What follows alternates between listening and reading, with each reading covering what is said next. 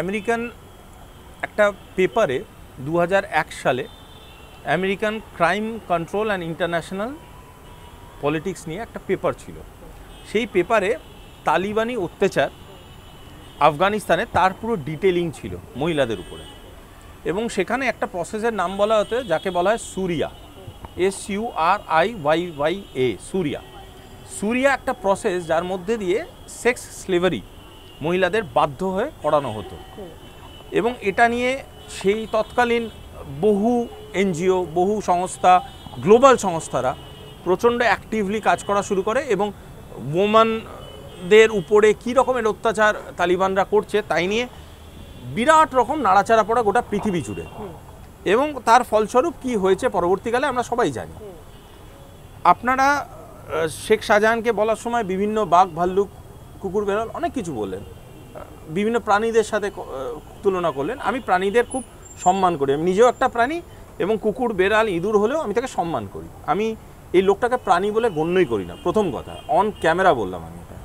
দ্বিতীয় কথা আরেকটা আপনাকে আমি বলি যে খুব সহজ লাগে, খুব ভালো লাগে যখন একটি মহিলার উপরে অত্যাচার করে সেটাকে পাবলিসাইজ করতে কিছু লোক খুব ভালোবাসে, সেটাই তালিবানরা করে এসছে দিনের পর দিন। কিন্তু একটা জিনিস হয়তো এই শেখ শাহজাহানের মতো মানুষরা ভুলে যায় যে আমরা যেই মাটিতে বসে আজকে ইন্টারভিউটা করছি সেই মাটিতে মা দুর্গার পুজো হয়, এবং মা দুর্গার ত্রিশূলটা যখন বুকে বিঁধে দেওয়া হয় না, তখন আমরা কিন্তু সেটাকে দেবীপক্ষ বলি। দেবীপক্ষ কিন্তু শুরু হয়ে গেছে, তারই প্রতিফলন গতকালের ঘটনাটা। এবং আপনাকে আমি বলছি এই ধরনের crime is not a regional crime, এই ধরনের ক্রাইম কোনো আঞ্চলিক অপরাধ নয়, এই ধরনের ক্রাইম কোনো রাষ্ট্রীয় অপরাধও শুধু নয়, এই ধরনের ক্রাইম আন্তর্জাতিক মানের অপরাধ। অন ক্যামেরা, অন রেকর্ড বলছি, এটা আন্তর্জাতিক মানের অপরাধ। আমি অনুরোধ করব ministry of external affairs immediate বেসিসে ইন্টারভিন করুক, সেন্ট্রাল এজেন্সিসদের দিয়ে এই জিনিসটাকে টেক ওভার করুক। না হলে সেন্ট্রাল গভর্নমেন্ট, আপনি স্টেট গভর্নমেন্ট ভুলে যান, না হলে সেন্ট্রাল গভর্নমেন্টকে ইন্টারন্যাশনাল ফোরামে উত্তর দিতে হবে মহিলাদের প্রতি হওয়া এই অত্যাচারগুলো। আজকের ডেটে দাঁড়িয়ে প্রচুর প্রচার মাধ্যমের কাছে ভিডিও গেছে, সেই মহিলারা বলেছে তাদের সাথে কি অকথ্য অত্যাচার হয়েছে, আপনিও তার কিছু উল্লেখ করলেন, আমিও শুনেছি ব্যক্তিগতভাবে। এই কথাগুলো ইন্টারন্যাশনাল ফোরামে কিন্তু ডিসকাসড হয় ম্যাডাম, এবং সেটা যখন ডিসকাস হয় তার ভ্যালু এবং তার যে ওয়েটেজ সেটা কিন্তু কেন্দ্র সরকারের কে বহন করতে হয়, সেটা কিন্তু রাজ্যের কোনো সন্দেশখালীর ব্যক্তিগত কোনো অমুক তমুক লিডারদের ফলো করতে হবে না, সেটা কিন্তু কেন্দ্র সরকারকে ফলো করতে হবে, এবং কেন্দ্র সরকারকে তার সলিউশনের জন্য স্টেটমেন্ট করতে হবে অন রেকর্ড। এবং আজকের ডেটে দাঁড়িয়ে যখন ভারতবর্ষ একটা গ্লোবাল এমন পজিশনে যেতে চলেছে, যেই পজিশনে যাওয়ার মানে স্বপ্ন আমরা এত বছর ধরে দেখে এসেছি, আমরা এমন একটা জায়গায় যাচ্ছি যেখানে আমরা আর শুধুমাত্র সফট পাওয়ার না, আমরা একটা গোটা ডিপ্লোম্যাটিক সার্কিট একটা লিডারশিপ পজিশন নিতে চলেছি।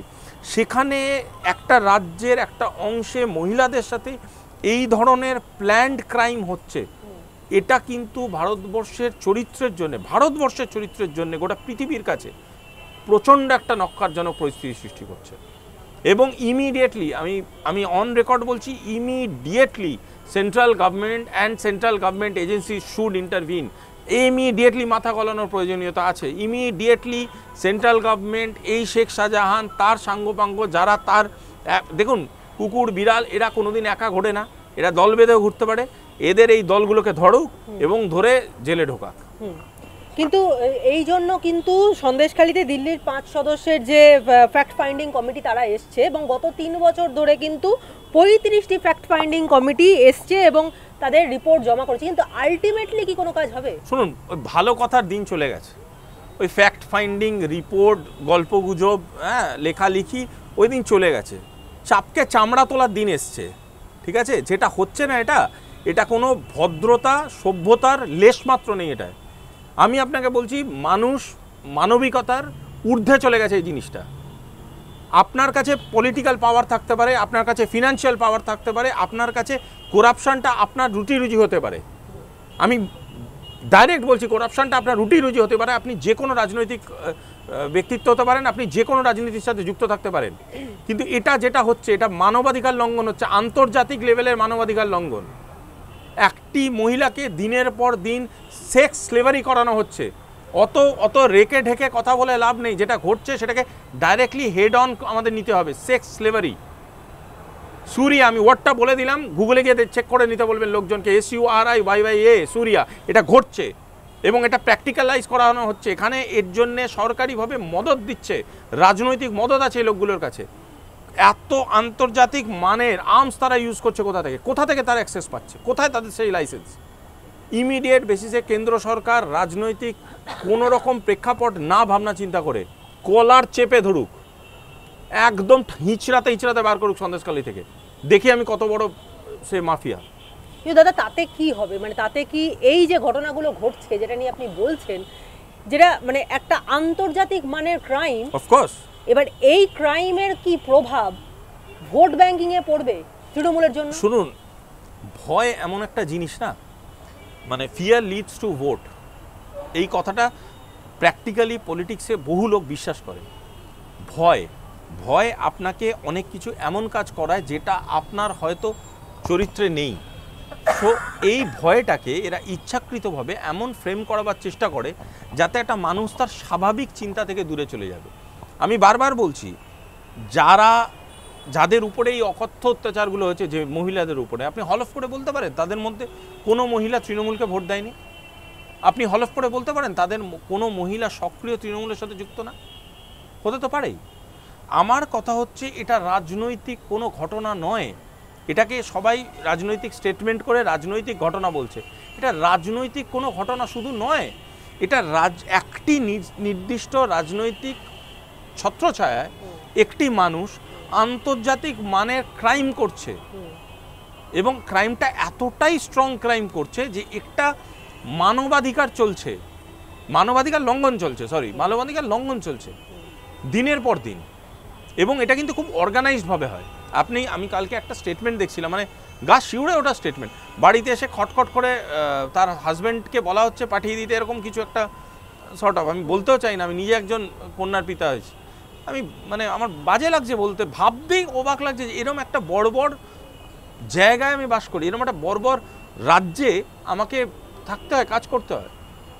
এবং আমি এটা মেনে নিতে কোনো মতেই পারবো না যে তৃণমূলের প্রতিটি লিডার এটাকে সমর্থন করে। আপনি হাজার কোটি কোটি মানুষের ইন্টারভিউ নিতে পারেন, তাদের জিজ্ঞেস করতে পারেন তৃণমূলের লিডারশিপ কি, সব লিডার কি বলবে যে হ্যাঁ যেটা হচ্ছে বেশ হচ্ছে, ভালো হচ্ছে? এটা রাজনীতি নয়, এটা মানুষের ব্যক্তিগত রাইটসের উপর আঙুল পড়ছে, হাত উঠছে, আমাদের সংবিধানকে নিয়ে ছেলে খেলা করছে, ছেলে খেলা চলছে সংবিধান নিয়ে। ইমিডিয়েট সেন্ট্রাল গভর্নমেন্টকে এখানে ইন্টারভিন করতে হবে, beyond all political lines. Basirhat এবং সন্দেশখালী এরিয়াতে লোকজন ক্ষোভে ফুঁসছে, এবং শেখ শাহজাহান, শিবু হাজরা, উত্তম সর্দারদের তাণ্ডবের বিরুদ্ধে তারা এখন নিজেরাই প্রতিরোধ নিয়ে রুখে দাঁড়িয়েছে। আগুন জ্বলছে, ফলে স্বাভাবিকভাবেই 144 ধারা জারি করা হয়েছে, ইন্টারনেট পরিষেবা বন্ধ করে দেওয়া হয়েছে, এবং সেখানকার মহিলারা আঙুল তুলছেন যে তাদের সম্মান নিয়ে ছিনিমিনি খেলা হচ্ছে। এবং এতে মানে এই যে সাংঘাতিক অভিযোগগুলো যাদের বিরুদ্ধে হচ্ছে, তারা হচ্ছে জেলা পরিষদের সদস্য এবং তৃণমূলের অঞ্চল সভাপতি, তারা উত্তম সর্দার, তারও বিরুদ্ধে তাকে সাসপেন্ড করা হয়েছে। মানে এই এত ভয়ঙ্কর একটা অভিযোগ আসার পর তাকে তৃণমূলের পক্ষ থেকে 6 বছরের জন্য সাসপেন্ড করা হয়েছে। কি বলবেন এই বিষয় নিয়ে? Over confidence, political over confidence. তৃণমূলের একটা বিরাট অংশ, আমি প্রচুর জেলায় যাই, আমাদের কাজকর্মে বহু জায়গায় আমরা যাই, তৃণমূলের একটা বিরাট অংশ ওভার কনফিডেন্সে ভুগছে। তারা মনে করছে যে, আমি আগেই প্রশ্নে আপনাকে বললাম কি মানের অপরাধ এটা, এই ধরনের অপরাধকে বাস্তবায়িত করছে যারা, তারা কিন্তু শুধুমাত্র যে সাধারণ মানুষের উপরে অত্যাচার করছে তা না, দলকেও ক্ষতিগ্রস্ত করছে, তৃণমূলের নিজস্ব ভোট ব্যাংককেও ক্ষতিগ্রস্ত করছে, এবং এটা কিন্তু খুব সুপরিকল্পিতভাবে করছে। সুতরাং তৃণমূলের সবার আগে যদি তাদের কিছু মানে ভালো করার ইচ্ছা থাকে এই বিষয়ে, সবার আগে পুলিশকে কনফিডেন্সে নিয়ে, আমাদের পুলিশ মন্ত্রী মুখ্যমন্ত্রীকে পুলিশকে কনফিডেন্সে নিয়ে ইমিডিয়েট বেসিসে শেখ শাহজাহান এবং তার সাঙ্গপাঙ্গ যারা আছে তাদেরকে গ্রেপ্তার করানো উচিত। এখানে কেন্দ্র কি বলছে, রাজ্য কি বলছে, অমুক পার্টি কি বলছে, তমুক পার্টি কি বলছে, ইররিলেভেন্ট। আমি এখানকার মুখ্যমন্ত্রীর পদে বসে আছি, আমি একজন মহিলা, আমার রাজনৈতিক একটি বিরাট কেরিয়ার আছে, তো আমাকেও জবাবদিহি করতে হবে আমার গোটা কেরিয়ারকে। আজকের ডেটে যেই প্রতিচ্ছবি বেরোচ্ছে, আমরা যেই মুখ্যমন্ত্রীকে চিনতাম, যে মমতা ব্যানার্জিকে চিনতাম, যে মানুষের জন্য ঝাঁপিয়েছে, ডেড বডি নিয়ে মিছিল করেছে, সেই মমতা ব্যানার্জি আজকে কেন চুপ এই ঘটনা? যে এই যে ঘটনাগুলো ঘটছে, এখানে আরও একটা সমাজের বড় অংশ চুপ, তারা হচ্ছে বুদ্ধিজীবী, যারা এতদিন বিভিন্ন রকম মানে পলিটিক্যাল সমস্যা হোক বা এমন কোনো ঘটনা ছিল না যেখানে তারা হাতে মোমবাতি নিয়ে মিছিল করতে বেরোতেন না। মৌন মিছিল, মোমবাতি মিছিল, ক্যান্ডেল লাইট ভিজিল, এসব তাদের রোজকার ব্যাপার ছিল। ফেসবুকে একেবারে বিপ্লব ঘটিয়ে দিতেন। সেই সব বুদ্ধিজীবীরা এত বড় ঘটনা ঘটে যাওয়ার পর, পলিটিক্যালি আমাদের রাজ্যটা এভাবে ধসে যাওয়ার পরেও তারা একদম মুখ বন্ধ করে রয়েছেন, চুপ। কেন মনে হয় আপনার এরকম হলো? এটার পিছনে আমার সবথেকে বড় দায়ী মনে হয় মোমবাতি ইন্ডাস্ট্রি উঠে গেছে। মোমবাতি কম আছে, মোমবাতি পান না ওনারা, তাই মোমবাতি পান না যখন প্রতিবাদটা কী নিয়ে করবেন বলুন? আমার আপনার মনে চাইলেই তো সেটা হবে না, কারণ ওনাদের প্রতিবাদটা ছিল খুব স্পেসিফিক একটি দলের রাইটসকে ধরে রাখার জন্য। আজকের ডেটে দাঁড়িয়ে আপনারা যদি মনে করেন পশ্চিমবঙ্গের বুদ্ধিজীবীরা রাজনীতিকরণ করেনি ইস্যুর, তাহলে সেটা খুব ভুল। বুদ্ধিজীবীরা যদি রাজনীতিকরণ না করতো, তাহলে তাদের বুদ্ধির রাজনৈতিক ব্যবহার হতো না। বুদ্ধিজীবীরা দিনের পর দিন তাদের বুদ্ধির রাজনীতিকরণ করেছেন, এবং পরবর্তীকালেই তাদের আমি দেখেছি বিভিন্ন কমিটিতে গিয়ে বসে আছেন, এবং পরবর্তীকালে যারা সেই কমিটির জায়গা নিয়েছেন, তারা আজকের ডেটে কীভাবে মুখ খুলবেন? তারা কোন রাইটসে মুখ খুলবেন? আমি তো মানে একদম স্ট্র্যাটেজিক অ্যাঙ্গেল থেকে বলছি। আমরা একটা খুব কথা বলি, মানে হোয়াটসঅ্যাপ ডিসকাশন বলে, সেটা কীরকম জানেন তো? মানে আপনি ধরুন হঠাৎ করে আপনার বিবেকটা জেগে ফেগে উঠলো, আপনি বললেন না এবার আমার একটা আপনি ধরুন কীরকম বড় অভিনেতা বা অভিনেত্রী, কিছু রাষ্ট্রপতি পুরস্কার পাওয়া অভিনেত্রী, কারুর নামের সাথে যোগ করবেন না, আমি এমনি বলছি আর কি। তো হঠাৎ করে আপনার মনে হলো প্রতিবাদ করা দরকার, চশমা টশমা পরে আপনি একটা টুইট করতে বসলেন।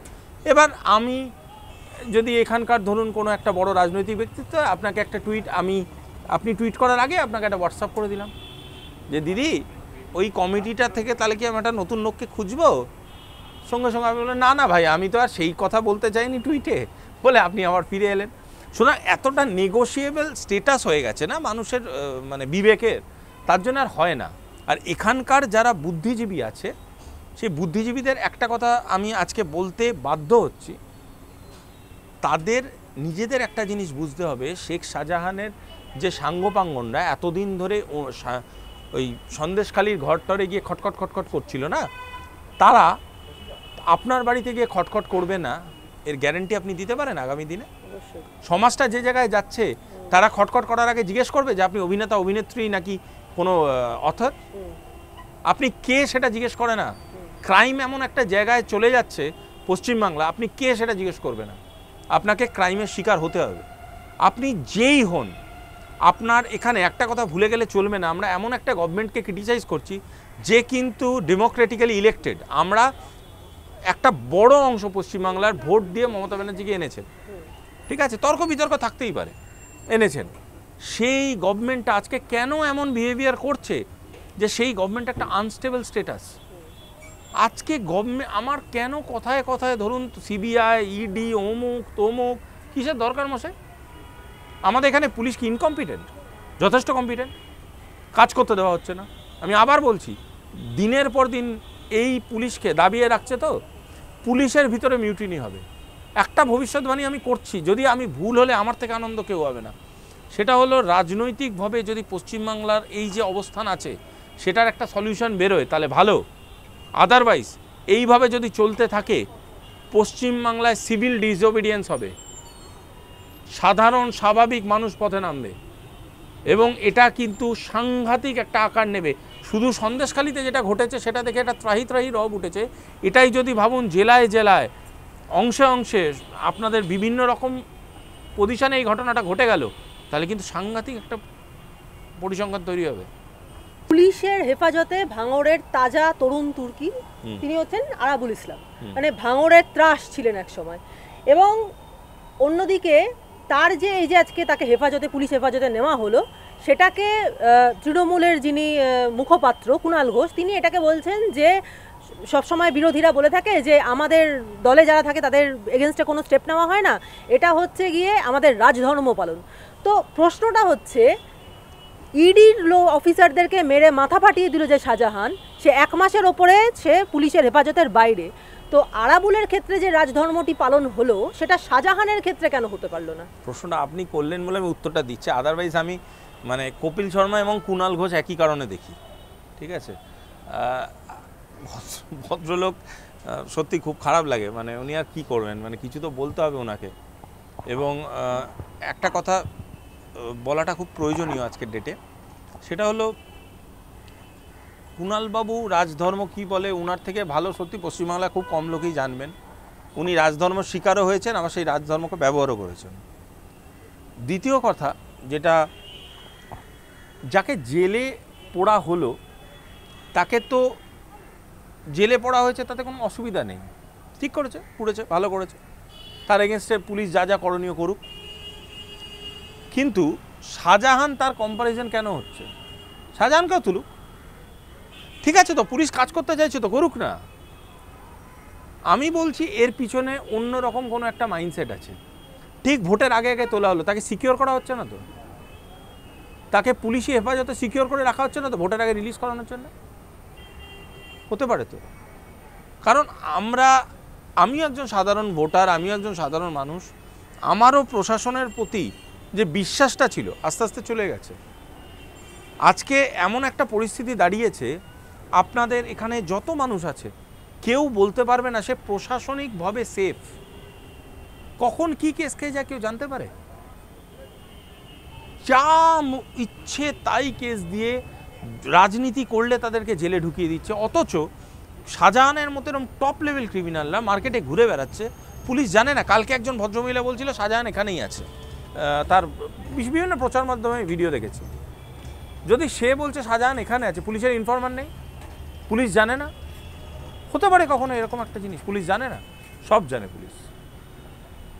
তাহলে ভাঙড়ে যে তৃণমূল কংগ্রেসের আরাবুল কাইজার জমানা, তাহলে কি তার সমাপ্তি হলো কি হলো না, কি মনে হয় আপনার? চ্যালেঞ্জ ছুড়ে দিয়েছে আইএসএফ, চ্যালেঞ্জ ছুড়ে দিয়েছে আইএসএফ। আমি বারবার বলছি, মাইনরিটি ভোটের গন্ধ খুব খুব গাঢ়, মাইনরিটি ভোটের গন্ধ সবাই পায়, কিন্তু এই নওশাদ সিদ্দিকী মাইনরিটি ভোটকে ট্রিটমেন্ট করছে একটা নতুন পদ্ধতিতে।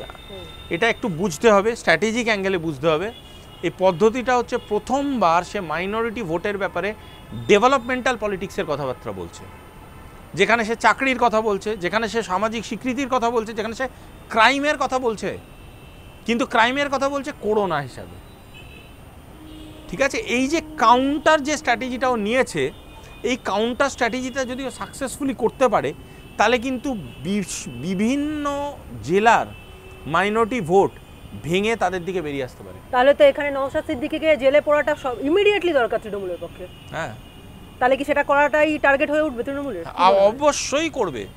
আমি আপনাকে বলছি কেউ সেফ নয়, শুধু নওশাদ সিদ্দিকী কেন, কেউ সেফ না। যে ডেভেলপমেন্টের কথা বলবে, যে একটা কাউন্টার পলিটিক্সের কথা বলবে, তাকেই গ্রেপ্তার করা হবে। কিছুদিন আগে আমি একটা খবরের চ্যানেলেই দেখছিলাম, এই আপনাদের এই বিষ্ণা আপনার উত্তরপাড়া অঞ্চলে একজন মেজর ঋত্বিক পাল, তাকে শুনলাম গ্রেপ্তার করেছে। হ্যাঁ, সেই ভদ্রলোক আর্মিতে সার্ভিস করেছেন, সেই ভদ্রলোক ইজ এ মেডেল হোল্ডার, একটা এমিনেন্ট পার্সোনালিটি, তাকে অ্যারেস্ট করে জেলে ঢুকিয়ে দিলে কি কারণে? যে সে একটা অন্য পলিটিক্স করে। কি হয়েছে সে করে? কি অসামাজিক কাজ করেছে সে? পয়েন্টটা হচ্ছে এই ধরনের যে প্রক্রিয়া চালু করছে, এটা কিন্তু অকথিত এমার্জেন্সি চলছে পশ্চিমবাংলায়। ইন্দিরা গান্ধী তো বলে করেছিলেন, ইনি তো না বলে করছেন। অকথিত এমার্জেন্সি চলছে পশ্চিমবাংলায়, কোনো ডকুমেন্টেড এমার্জেন্সি নয়। এবং কীরকম হচ্ছে আমি আপনাকে বলে দিচ্ছি, সমাজে যে মানুষ এস্টাবলিশড, সমাজে যে মানুষ একটু যুক্তিযুক্ত কথা বলছে, যে মানুষ একটু অন্য উইংয়ের কথা বলছে বা অন্য পলিটিক্যাল অ্যাঙ্গেলে কথা বলছে, তাকে বিভিন্ন রকম মিথ্যা কেসে, তাকে বিভিন্ন রকম ফেক কেসে ফাঁসিয়ে তার মুখ বন্ধ করানোর চেষ্টা করেছে। সে কার্টুনের সময় থেকে শুরু হয়েছে, তারপরে আস্তে আস্তে সেই ট্রেন্ডটা দেখুন আপনি, এখনও কমেনি, বেড়েছে, এখনও কমেনি, সেটা বেড়েছে। এবং আমি বলছি নওশাদ যদি ডেভেলপমেন্টাল কথা বলে, ও জেলে যাবে। একটা মেজর, সে জেলে গেছে। ডাক্তার, কার্টুনিস্ট, কে নেই বলুন তো? শিল্পী কে নেই? কাদের উপরে আক্রমণ হচ্ছে না? আমি এই জন্যে গত প্রশ্নতে আপনাকে বললাম গোটা পরিকাঠামোটা ভেঙে পড়ছে, এবং এটাকে শুধু রাজনীতির চোখে দেখলে হবে না, আপনি জেনারেল ভিউ পয়েন্টে দেখুন গোটা পরিকাঠামোটা ভাঙছে। তাহলে এই প্রসঙ্গে একটা বিষয় উঠেই আসে সুভাষিস দা, যে যেভাবে পরিকাঠামো ভেঙে পড়ছে এবং যেভাবে গোটা বাংলা জুড়ে অগ্নিগর্ভ পরিস্থিতি তৈরি হচ্ছে, তাতে কি যে কোনো দিন রাষ্ট্রপতি শাসনের আওতায় চলে আসা এটাও কি সম্ভব বাংলার পক্ষে? না, এখানে একটা কথা আমার বলতে হবে, রাষ্ট্রপতি শাসন কিন্তু একটি সামাজিক কোনো কারণে বা বশত হয় এরকম নয় ব্যাপারটা, এটা একটি সাংবিধানিক ঘটনা এবং এর অনেক প্রি রিকুইজিট কারণ আছে। আমি এখনও বলছি, এখনও যা যা ঘটনা পশ্চিমবাংলায় ঘটছে সেটা কিন্তু পশ্চিমবাংলার নিজস্ব অ্যাডমিনিস্ট্রেটিভ লেয়ার থেকেই সলভ করা যেত, করছে না সেটা আলাদা ব্যাপার। কিন্তু আমার রাজনৈতিকভাবে মনে হয় না বিজেপি এরম ধরনের কোনো ঘটনা ঘটাবে যে রাষ্ট্রপতি শাসন এখানে করবে। তারা পলিটিক্যালি জিতেই আসতে চাইবে না, যেটা আপনি একটু আগে বলছিলেন যে পুলিশের মধ্যেই একটা উত্তপ্ত অবস্থা তৈরি হয়েছে এবং এরকমও দিন আসতেই পারে যে পুলিশরাই নিজেরা রিভোল্ট করছে এবং সাধারণ মানুষ রাস্তায় নেমে আসছে। সিভিক পুলিশদের একাংশের মাইনে হচ্ছে না। হ্যাঁ, ঠিক আছে, আপনি সিভিক পুলিশ কথাটা ইউজ করেছিলেন বলে আপনাকে আমি বললাম, তখন সিভিক ভলেন্টিয়ারদের একাংশ মাইনে হচ্ছে না, তারাও তো ভলেন্টিয়ার টু পুলিশ ডিপার্টমেন্ট, মাইনে হচ্ছে না। পুলিশদের নিজস্ব পরিকাঠামো নেই চাকরি বাকরি কাজকর্ম ঠিকঠাক করার। কালকের ডেটে দাঁড়িয়ে কোনো পুলিশ অফিসার যদি নিজের ডিউটি নিজের মতো করে করে, ওকে রাজনৈতিকভাবে আনসারেবল হয়ে পড়বে, কোথায় যাবে সে? একটা শেষ প্রশ্ন দিয়ে আজকের আড্ডাটা পরিসমাপ্তি ঘটাবো, সেটা হচ্ছে যে একটা খুব ভয়ঙ্কর বিষয় সামনে এসছে, যে জেলে থাকাকালীন মহিলা কয়েদি যারা, তারা গর্ভবতী হয়ে পড়ছেন এবং এটার জন্য সুপ্রিম কোর্ট শতপ্রণোদিত মামলা দায়ের করেছে। কতটা ভয়ঙ্কর অবস্থা তৈরি হয়েছে আমরা এর থেকে বুঝতে পারছি। আপনি একজন পলিটিক্যাল স্ট্র্যাটেজিস্ট হিসেবে আপনার কি মনে হয় যে এই বিষয়ে কি বলা উচিত? দেখুন, মহিলাদের সাথে যা যা ঘটছে বিভিন্ন স্তরে, মহিলারা তার বহু সংখ্যক এমন ঘটনা ঘটছে, এবং আমি আজকে বারবারই একটা কথা বলছি, পশ্চিমবাংলায় যা যা ঘটছে তার একটা আন্তর্জাতিক আঙিনা আছে এবং তার একটা আন্তর্জাতিক স্তরের এটা অপরাধ।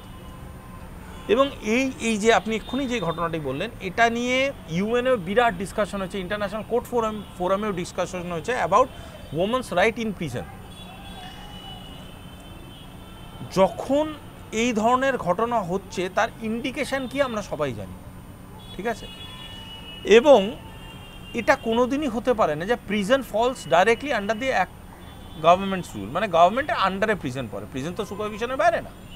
তার মানে প্রিজনে এমন কিছু অসামাজিক ঘটনা ঘটছে যেটা গভর্নমেন্ট নিজের ছত্র ছায়ায় ঘটাচ্ছে, সেটা যে কোনো কারণেই হতে পারে, বাট ঘটাচ্ছে।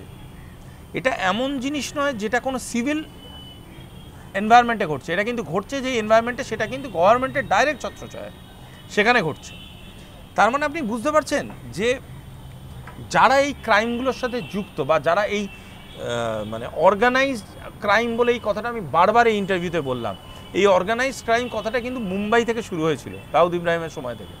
এই অর্গানাইজড ক্রাইম কিন্তু আজকে পশ্চিমবাংলায় ঘটছে। আজকে পশ্চিমবাংলায় ইন্ডাস্ট্রি নেই বলছি, অথচ organised crime is the biggest industry in West Bengal at this moment. এখন আমার মনে হয় যে প্রশাসন দায়িত্বহীনতার কাজ করছে, নিজেদের চোখ বন্ধ করে চিত হয়ে থুতু ফেলে, তাদের মুখে থুতুটা পড়ছে এবং বারংবার তারা সেটা ঘটাচ্ছে, বারংবার তারা সেটা করছে এবং করতে করতে করতে করতে এমন একটা পরিস্থিতির তারা সৃষ্টি করছে যে একটা সময় আসবে যে তারা পরিসংখ্যানে শুধু না, প্রতিষ্ঠানগতভাবে, রাজনৈতিকভাবে এবং সমষ্টিগতভাবে তারা পতন হবে তাদের।